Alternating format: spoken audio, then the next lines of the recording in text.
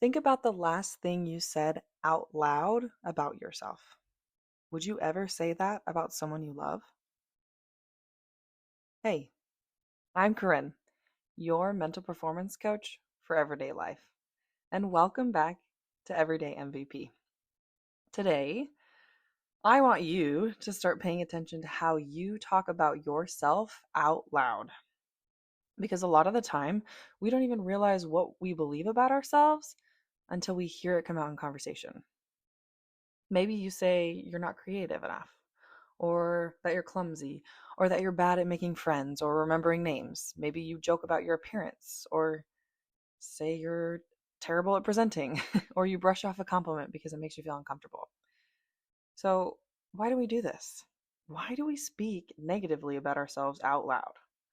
Why is it so hard to accept a compliment? For some, it's a habit. For others, it's self protection. Sometimes it's fear of being seen or fear of not living up to expectations. But here's what's really happening: that out loud self talk is often a way to protect yourself. It helps manage anxiety, avoid vulnerability, and lower expectations, both yours and other people's. If you tell someone you're clumsy and then you trip, you can say, "See, I knew it." It often softens the blow because you predicted it. But there's a cost. When you reject a compliment, you're not being humble, you're dismissing your own effort and ability. And I think a lot of us confuse humility with self deprecation.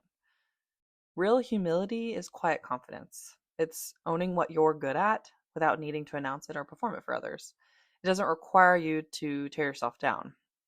Self deprecation feels like humility, but it isn't. It's protection wearing humility's clothes. And over time, what starts as a defense mechanism can quietly become a belief about who you are.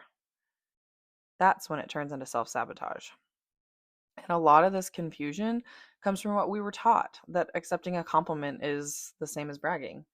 So we deflect, we minimize, we tell people they're wrong about us. But that's not humility. That's a misunderstanding of what humility actually is.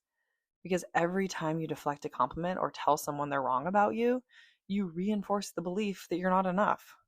And over time, that lowers your confidence, your motivation, and your performance. I did this with my writing for years. I'd tell people I wasn't good at it, that it took me forever, which it did. And eventually I believed it. Then one day, a teacher liked something I wrote so much that he asked me to present it in front of the school. And in that moment, every negative thing I had ever said about myself and my writing got louder. But I did it anyway. I accepted the compliment, even though it felt very uncomfortable. And something started to shift. Not because I suddenly became a better writer, but because for the first time, I stopped arguing against something good about myself. Brene Brown said, "Talk to yourself like you would to someone you love." I want to take that one step further today. Talk about yourself to others the way you would talk about someone you love. So today, just notice it. Pay attention to how you describe yourself in conversation. And here's your MVP challenge for the week. The next time someone gives you a compliment, just say thank you. No but, no explaining it away, no brushing it off. Just let it land. Every time you speak about yourself out loud, your brain is taking notes.